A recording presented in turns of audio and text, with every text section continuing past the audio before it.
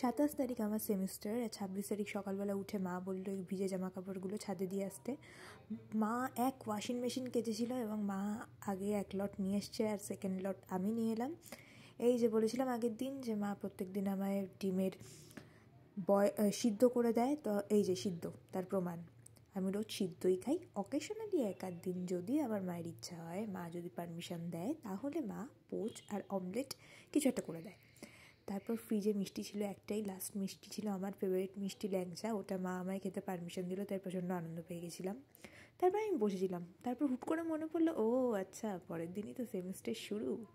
মাকাউটের সব স্টুডেন্টরা জানে যে 27 তারিখ থেকে আমাদের মধ্যে কী হতে চলেছে। তারপর মা একটু কমলা লেবু কেটে ছুলে দিল, আমি খেলাম।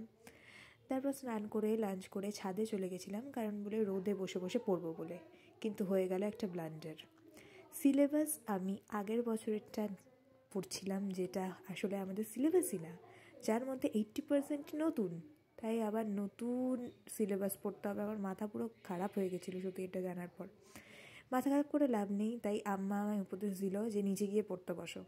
নিচে গিয়ে পড়তে বসলাম। সন্ধ্যাবেলা মা আমাকে গোলা রুটি করে দিচ্ছিলো, সেটাই একটু ক্লিপিংস নিয়ে নিলাম। তারপর ডিনার আমি আর আম্মা একসাথে করে দিলাম। বাই।